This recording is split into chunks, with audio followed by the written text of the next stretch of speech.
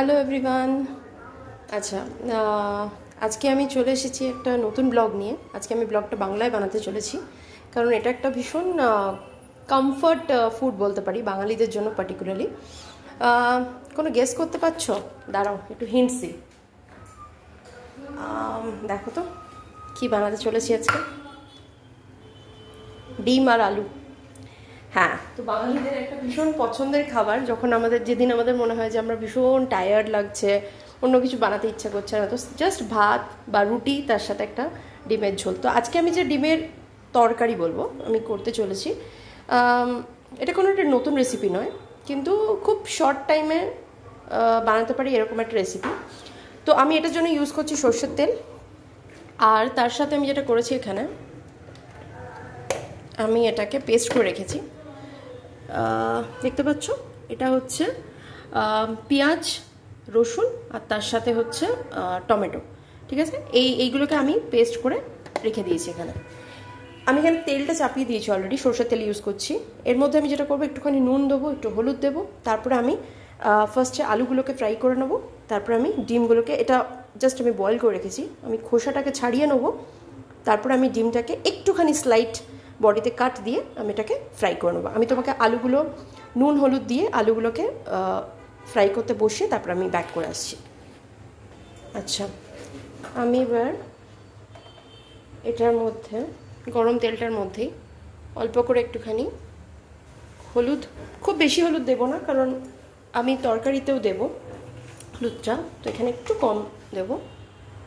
আর একটু নুন স্প্রিঙ্কল করে দিলাম, ঠিক আছে।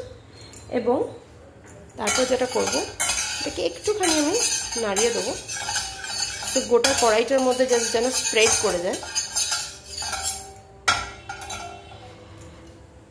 আমি এবার একটু গ্যাসটা বাড়িয়ে দেবো। আলুগুলোকে আমি একটা একটা করে ছেড়ে দিচ্ছি। আমি খুব বেশি তেল দিয়ে রান্না করতে পছন্দ করি না, নিজেও করি না, এবং আমি জানি অনেকেই তোমরা পছন্দ করো না। তেলটা যত কম খাওয়া যায় ততই ভালো। তো আমি আলুর পিসগুলোকে একটু বড় বড় রেখেছি। তোমরা চাইলে এটাকে একটু ছোট করে নিতে পারো, যদি তোমরা চাও এটাকে হাফ করে নিতে পারো। তো আমি আজকে টোটাল 5টা ডিমের তরকারি বানাচ্ছি। কারি বলো, তরকারি বলো, বা ডিমের ঝোল ঠিক আজকে কিন্তু আমি বানাচ্ছি না, একটু মাখা মাখা করব।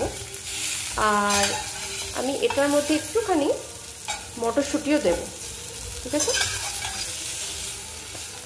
আচ্ছা, একটা জিনিস বলি আমি, আমরা এই ডিমের অনেকে যেটা আমরা করে থাকি, ডিম ঝোলের মধ্যেই বা বলো কারির মধ্যে বলো, আমরা অনেক সময় কি করি যে আমরা পেঁয়াজটাকে কুড়িয়ে দিই বা একটু কুচিয়ে দিই। আমি আজকে যেহেতু এটা শর্টকাট রেসিপি করছি, তাই জন্য আমি যেটা করব যে আমি আলাদা করে আর কোনো পেঁয়াজ কুচোনো ইউজ করব না, আমি ডাইরেক্টলি পেস্টটাই ইউজ করব। তো আমি আলুটাকে একটু লালচে লালচে, হালকা লালচে লালচে করে ভেজে নিয়ে, খুব বেশি আমি লালচে ভাজবো না, একটুখানি জাস্ট ব্রাউনিশ কোট হয়ে গেলেই আমি এটাকে তুলে নেব। তারপর আমি দেখাচ্ছি যে আমি এটা কী করবো। আমি ডিমটাকেও একটুখানি খোসাটা ছাড়িয়ে নিই। আর আমার এই পার্টিকুলার চ্যানেলেতে আমি একদমই নতুন জার্নি শুরু করেছি এটাতে। তো আমার এই চ্যানেলটাতে তোমরা বোথ ইংলিশ আর বাংলা দু রকমের ব্লগসই পাবে।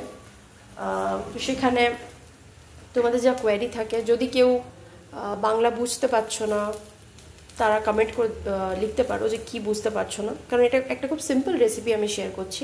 আর আমি ডেসক্রিপশনে সব কিছু ডিটেলসও দিয়ে রাখবো যে আমি কী কী ইউজ করছি। আচ্ছা, দেখতে পাচ্ছ এখানে আমার আলুগুলো কিন্তু মোটামুটি একটা সুন্দর কালার চলে আসে, বুঝেছো। আমি খুব বেশি তেল যেহেতু ইউজ করিনি, অনেকে কী করে, এটা ডিপ ফ্রাই করে বা শ্যালো ফ্রাই করে, আর একটু বেশি তেল দিয়ে করে। তো ঠিক আছে, সেটা তোমাদের ইচ্ছা মতো। আমি যেহেতু আগে হেলদি প্রসেসে জিনিসটা করবার চেষ্টা করছি, তাই জন্য আমি একদম কম তেল ইউজ করছি। বাট একটা জিনিস যেটা আমি সবসময় ইউজ করি আমার রান্নাঘরেতে, সেটা হচ্ছে সরষের তেল, মাস্টার্ড অয়েল। আমি সাদা তেল খুব কম ইউজ করি, একমাত্র স্পেসিফিক কিছু খাবার যেমন লুচি বা কোনো ব্রেকফাস্ট জাতীয় জিনিস ছাড়া আমি চেষ্টা করি সবসময় সব খাবার মাস্টার্ড অয়েলে করতে, ঠিক আছে। তো এটা মোটামুটি আমার হয়ে গেছে। আচ্ছা, মিন ওয়াইল আমি যেটা করেছি, আমি সব কটা ডিমকে ছাড়িয়ে নিয়েছি, ঠিক আছে। খোসাগুলো আমি সব ছাড়িয়ে নিয়েছি, দেখতে পাচ্ছ। এইবার যেটা আমি করব এখানে, মানে এক হাতে যেহেতু ফোনটা ধরে আছে এই জন্য আমি করতে একটু অসুবিধা, আমি দেখিয়ে দিই কী করে করেছি আমি। এখানে দেখতে পাচ্ছ কাট করেছি আমি। তো আমি প্রত্যেকটা ডিমের গায়ে এরকম ছুরি দিয়ে দিয়ে লম্বা লম্বা করে সব পুরো ডিমটার প্রত্যেকটা ডিমের সাইডে আমি একটা কাট লাগিয়ে দেবো। ঠিক আছে, এটা আমি করে নিয়ে তোমাদেরকে দেখাচ্ছি কীরকম দেখতে লাগবে। এটা করলে যেটা সুবিধা হবে, এই যে ডিমের যে কারি বলো বা ঝোল বলো যেটাই করো না কেন, সে পুরো ঝোলটা ভেতরে ঢুকবে, মশলাটা ভেতরে ঢুকবে। তো সেই কারণে এই প্রসেসটা, এটা সব মা ঠাকুমাদের পদ্ধতি আবার আমরা ইউজ করছি। তো আমি কাটটা করে নিয়ে এসে দেখাচ্ছি। আমি এবার কাটটা করে নিয়েছি। এইবার আমি সব কটা নুনে একটু করে হলুদ নিয়ে নেব। ঠিক আছে, আর তার সাথে একটুখানি নুনও ইউজ করছি এখানে। খুব বেশি নুন দিতে হবে না, জাস্ট ভাজাটার সময় যেন একটু মাখিয়ে নেবো আমি। মজার ব্যাপার হচ্ছে ডিম একটা এমন জিনিস, আমি অনেক জায়গায় বেড়াতে গিয়েও দেখেছি যে অনেকেই বলেন যে আমরা ভেজিটেরিয়ান, কিন্তু ডিমটাকে তারা ভেজের মধ্যে ধরে। আমি জানি না কারণটা কি, যাই হোক এক একজনকার এক একটা খাওয়ার স্টাইল। তাই জন্য এই রেসিপিটা অ্যাকচুয়ালি খুব হেল্পফুল সবাইকার জন্যই, মানে যারা ভেজ হোক নন ভেজ হোক। আর এই রেসিপির যেটা আমি করছি, এটা তো আমি ডিমটা সেদ্ধ করে করছি। তোমরা চাইলে এটাকে ডিমটাকে ভেজে, মানে অমলেট করে যেরকম পেঁয়াজ দিয়ে জাস্ট ভেজে তুলে রাখলে তারপরে এই সেম এই কারিটা করে নিয়ে ওই ভাজাটাকে তারপরে দিয়ে দিতে পারো। তো ওটাও কিন্তু খেতে ভালো লাগে। তবে ওটাতে যেটা আমরা করি, আমরা নর্মালি একটু সর্ষে বাটা দিই ওটাতে, কিন্তু এটাতে আমরা কোনো সর্ষে বাটা দেবো না। এটাতে জাস্ট পেঁয়াজ রসুন টমেটো পেস্ট করে নিচ্ছি। আর আমি আদা পেস্ট এখানে করে রেখেছি, আমার রেডিমেড করা থাকে সবসময়। রেডিমেড বলতে আমি বাড়িতেই করেছি, এটা করে আমি এটা ফ্রিজে স্টোর করি, দিয়ে তারপরে আমি এটাকে ইউজ করি বিভিন্ন রান্নাতে। আমি এবারে দেখো এই আলুগুলোকে ভাজা মোটামুটি হয়ে গেছে আমার, কারণ আমি তরকারিতেও কষাবো আলুটাকে, তাই জন্য আমি এটাকে এবার তুলে নিচ্ছি। সব কটা আলুকে আমি এখানে তুলে রাখছি। এইবার আমি আলুটাকে না আমি একটু সেদ্ধ করে নিয়েছিলাম, আলুটাকে আলাদা করে একটু সেদ্ধ করে নিয়েছিলাম। কারণ অনেক সময় আলু কি হয় একটুখানি, মানে ডাইরেক্টলি যদি তুমি ভেজে সেদ্ধ করতে যাও অনেক সময় ঠিকঠাক সেদ্ধটা হয় না, তখন কাঁচা কাঁচা খেতে লাগে, বাজে লাগে খেতে। তাই জন্য আমি আলুটাকে অল্প একটুখানি একটা সিটি মেরে নিয়েছি। আচ্ছা, এবার দেখো আমি আরেকটু তেল দিয়ে দিচ্ছি। এখানেও তেলটা আমি অল্পই দিলাম, কারণ আমি জাস্ট ডিমটাকে ফ্রাই করব। তোমরা দেখতে পাচ্ছ কত রকম, এটা কিন্তু আমি কোনো শো অফ করার জন্য তেলটা দিচ্ছি না, আমরা এরকমই তেল খাই, খুবই কম। ঠিক আছে, যারা ননস্টিকে করছে তাদের জন্য তো আরোই ভালো, কারণ ননস্টিকে তেল অলমোস্ট লাগেই না। আচ্ছা, আমি তেলটাকে গরম করে নিচ্ছি, গরম হয়ে গেছে। এবার আমি একটা একটা করে ডিমকে ছেড়ে দেবো।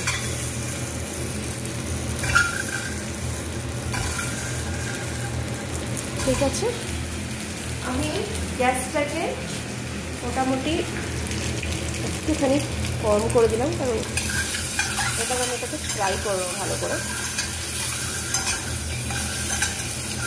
এটাকেও আমি হালকা লালচে লালচে করে ভেজে নেবো।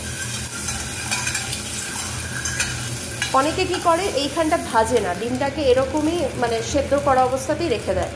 ঠিক আছে, নর্মালি নর্থ সাইডে আমি যেখানে ডিমের কারি খেয়েছি, আমি দেখি ওরা সবসময় হচ্ছে in most of the cases আমি দেখেছি হোটেলে ডিমটাকে সেদ্ধ করে তারপরে কারিটা করে নিয়ে লাস্টে আগে ডিমটাকে কেটে পিস করে দিয়ে দেয়, বা ডাইরেক্টলি গোটা ডিমটা দিয়ে দেয়।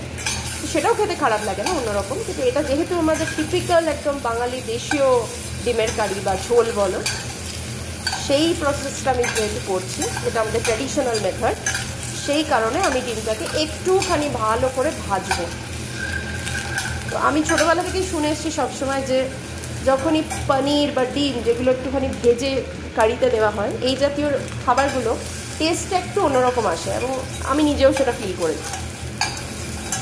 দেখতে পাচ্ছ ডিমের গা অলরেডি কিন্তু ভাজা ভাজা শুরু হয়ে গেছে। তো আমি হালকা ভাজবো, খুব বেশি ডিপ ভাজবো না, কারণ অনেক সময় কী হয় এখানটা না বেশি ভাজলে চামড়া চামড়া হয়ে যায়, ডিমটা একটু রাবার টাইপের খেতে লাগে, তখন আমার ভালো লাগবে না।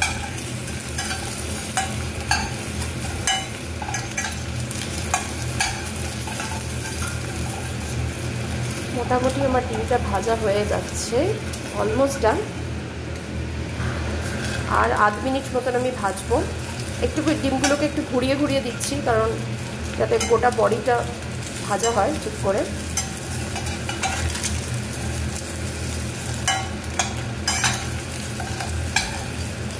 তোমরা কে কে ডিমের তরকারি খেতে খুব পছন্দ করো বা ডিম পার্টিকুলারলি খুব পছন্দ করো আমাকে জানিও তো।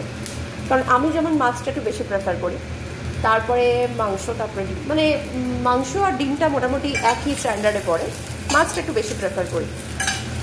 তো আর ডিমটা মোটামুটি অ্যাভেলেবেল সব জায়গাতে, মোটামুটি ঘুরতে ঘুরতে গেলে ডিমটা যত ইজিলি পাওয়া যায় ততটা অন্য জিনিসগুলো অতটা ইজিলি পাওয়া যায় না, মানে অ্যাটলিস্ট একটা অমলেট করেও তুমি খেয়ে নিতে পারবে। আচ্ছা, এটা দেখে নাও আমার কমপ্লিট ডিম ভাজাটা। এবার আমি একটা একটা করে ডিমগুলোকে তুলে নেবো, ঠিক আছে? তো সেম বাটিতে আমি তুলে রাখছি, কারণ এইখানে আমি তরকারিটা রাখবো, তাই।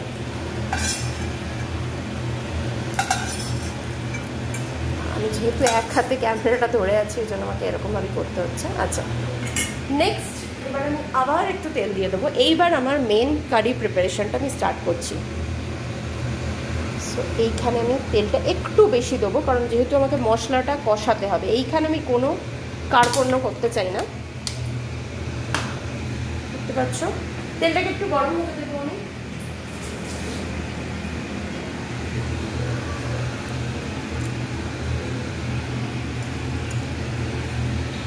আচ্ছা, এইবার আমি এখানে গোটা জিরে দেব তরকারিটার মধ্যে।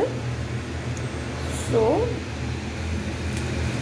অনেকে ডিমের কারির মধ্যে, এটা মোস্টলি সাউথ ইন্ডিয়ান এবং মহারাষ্ট্রিয়ান ওয়েস্ট সাইডের ট্রেডিশন, ডিমের কারির মধ্যে ওরা কারি পাতা দেয়। আজকাল অনেক বাঙালিরাও দিচ্ছেন, আমি দিই না ডিমের কারির মধ্যে, আমার খুব একটা ভালো লাগে না, বাট দিতে পারো যদি তোমরা চাও, দিতে পারো। এটা একটু ভাজা ভাজা হয়ে যাবে। তোমরা এখানে চাইলে শুকনো লঙ্কা, কাঁচা লঙ্কা, এনিথিং, আমি এটা লঙ্কা ছাড়াই, কারণ আমরা খুব একটা লঙ্কা খাই না, তো আমি লঙ্কা ছাড়াই এটা করবো। জাস্ট নামাবার আগে আমি দুটো লঙ্কা উপর থেকে দিয়ে দেবো। সো যে লঙ্কা খাবার হবে সে ডাইরেক্টলি নিয়ে নেবে ওখান থেকে। আচ্ছা, দেখো আমার এখানটা পুরো অলমোস্ট ফ্রাই হয়ে গেছে। এইবার আমি এইটাতে আমার যে পিউরিটা করা আছে আমি এটা দিয়ে দেবো আস্তে আস্তে করে।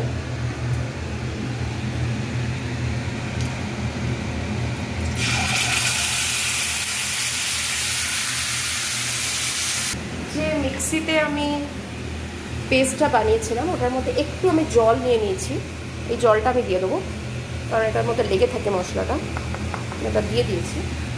এইবার আমি এটাকে খুব ভালো করে, একটু গ্যাসটা বাড়িয়ে দেবো, খুব ভালো করে আমি এখানটা কষিয়ে নেবো মশলাটাকে, কারণ এই টমেটোর কাঁচা গন্ধটা যেতে হবে।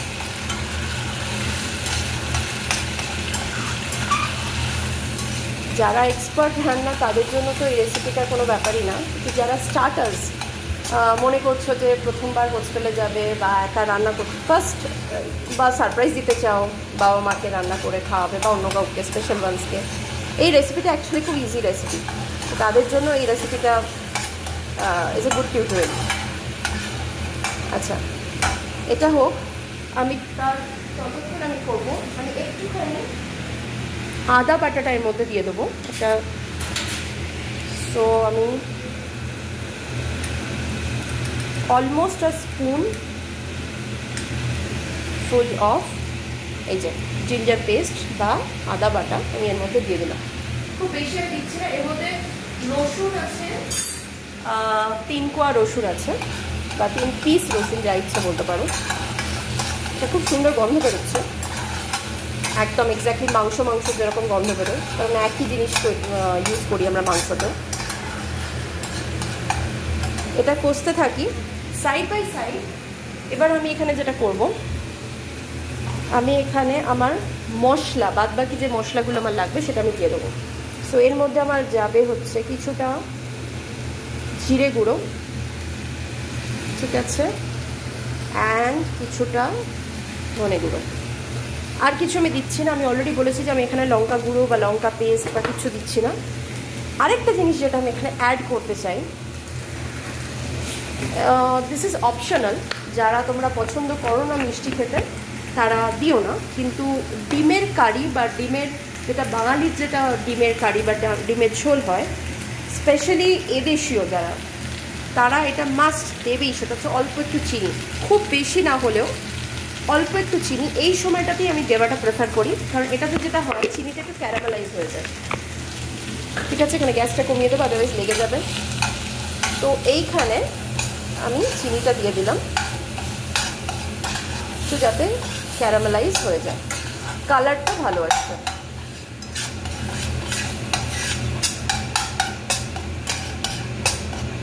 ততক্ষণ এটা হোক।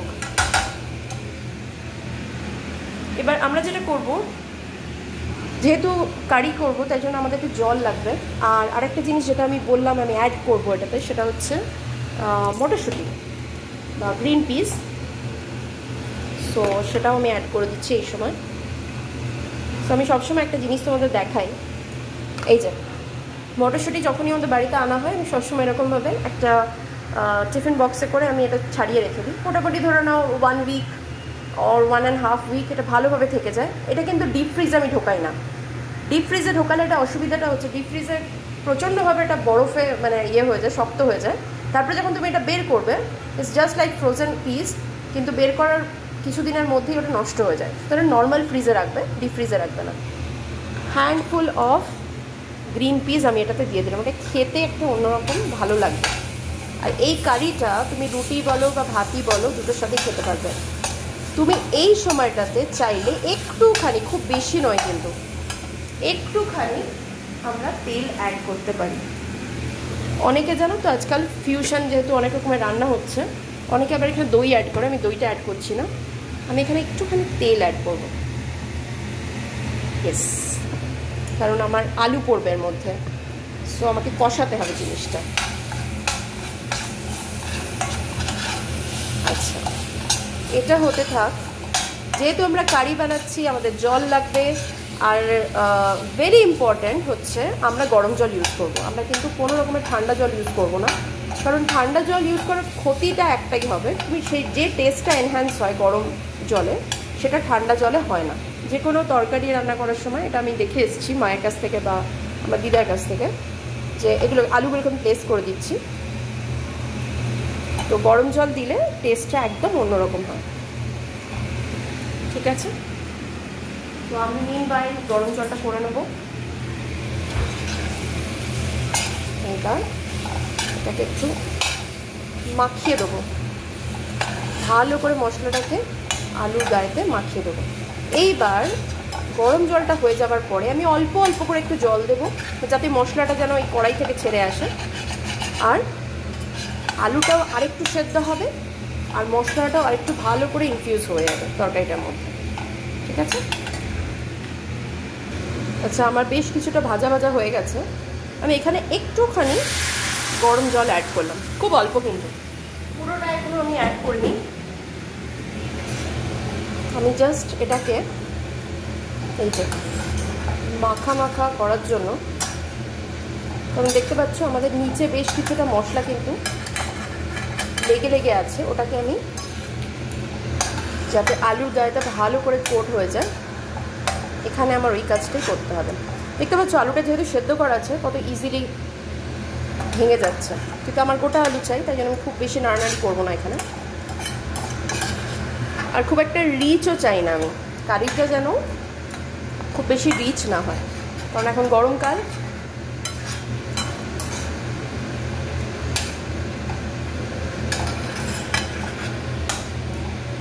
আচ্ছা, একটু আমি গ্যাসটা বাড়িয়ে দেবো।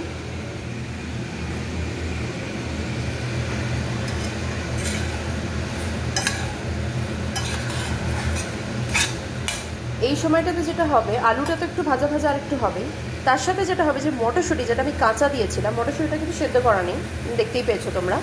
তো এই যে কাঁচা যে মটরশুঁটির যে ব্যাপারটা, এটা কিন্তু ভাজা ভাজা হয়ে যাবে, খেতেও ভালো লাগবে। এটা যদি এই তরকারিটাই একটু রিচ হয়ে যাবে, যদি আমরা মানে তেলের মধ্যে ডাইরেক্টলি পেস্টটা না দিয়ে, যদি ধরো আমরা গোটা গরম মশলা দিতাম বা ধরো কুচনো পেঁয়াজ দিতাম এবং ওটাকে ভালো করে লালচে করে ভেজে তারপরে পিউরিটা যদি দিতাম, তাহলে কিন্তু এই সেম জিনিসটাই অনেক বেশি রিচ হয়ে যেত। তো আমরা সেটা চাইছি না, আমরা একদম সিম্পল 1 পট মিল ভাতের সাথে খেতে গেলে বা রুটির সাথে খেতে গেলে জাস্ট এটা দিয়ে, আর হয়তো একটু শসা নিয়ে নিলাম বা স্যালাড নিয়ে নিলাম, বাস দ্যাটস মোর দেন এনাফ। এইবার আমি গ্রেভিতে ট্রান্সফার করার জন্য যেটা করব, আমি এখানে ভালো পরিমাণ মতন জল দিয়ে দেবো। এইখানে আমি ঝোল চাই না ঠিকই, কিন্তু যেহেতু আমার ডিমটাকে ফোটাতে হবে তাই জন্য আমি একটু বেশি জলটা দিলাম এখানে। আমি এখানে গ্যাসটা কিন্তু ফুল ভলিউমে বাড়িয়ে দিয়েছি, কারণ এটা ভালো করে ফুটতে হবে।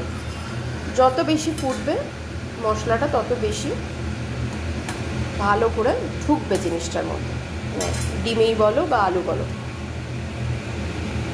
কিছু কিছু আলুর গায়েতে মশলাগুলো লেগে আছে, এবার এটা কিন্তু ভালো করে যেন ঢুকে যায় জলটার মধ্যে, এটা আমাদের দেখতে হবে।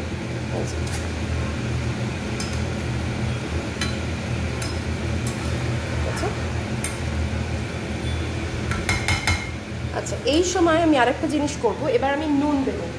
নুনটা দেওয়ার সময় বি ভেরি কেয়ারফুল, কারণ আমার ডিমেতে অলরেডি নুন দেওয়া আছে, আলুতে নুন দেওয়া আছে, কড়াইতে যখন ভাজছিলাম সেখানে একটু নুন দেওয়া আছে, তাই জন্য আমাকে একটু কেয়ারফুলি নুনটা দিতে হবে। এই যে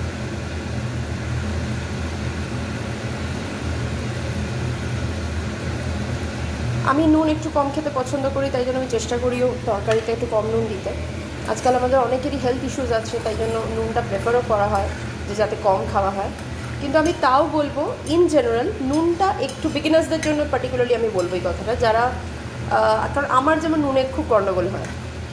আগে তো খুব বেশি হতো, এখন তো একটু রান্না করতে করতে মানে আগের থেকে অনেকটা বেশি হয়েছে, বেটার।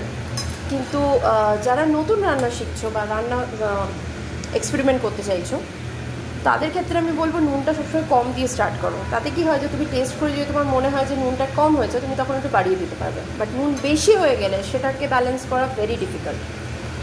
তো দেখতে পাচ্ছ খুব সুন্দর একটা থিকনেস আসছে তরকারিটাতে। এই পর্যায়েতে আমি যেটা করব, আমি ডিমগুলোকে আস্তে আস্তে প্লেস করে দেবো, কারণ ডিমগুলোর গায়েতে যেহেতু কাটস অলরেডি দেওয়া আছে। এটা আমি এটাকে সরিয়ে দেবো একটু।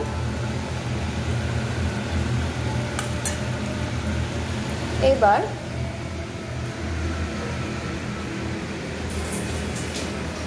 আমি একটা জিনিস করবো, এখানে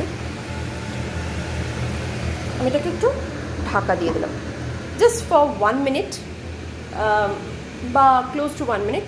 আমি এটাকে ঢাকা দিয়ে তারপর আমি দেখাচ্ছি যে তারপরে একটুখানি উল্টে দেবো, যাতে ডিমটা ভেতরে যেন জুসটা ঢুকে যায়। আচ্ছা, এবার আমি এটা একটুখানি আমি সরিয়ে ডিমগুলোকে একটুখানি আমি এপিট ওপিট করে একটু নাড়িয়ে দেবো।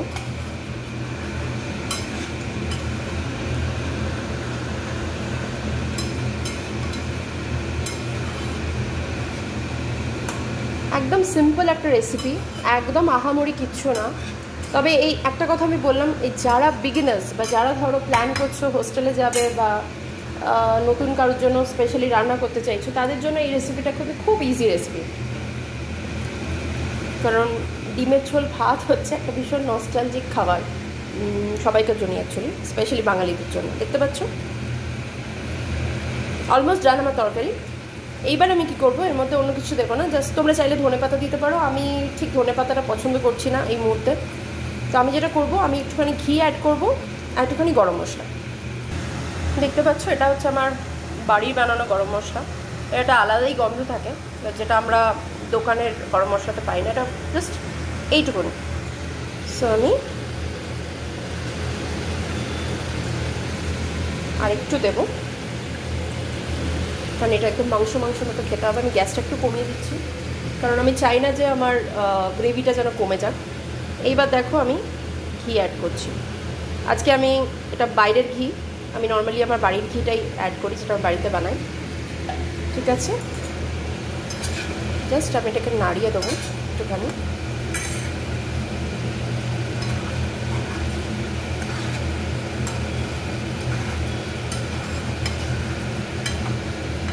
আমার ডিমের কারি অলমোস্ট ডান।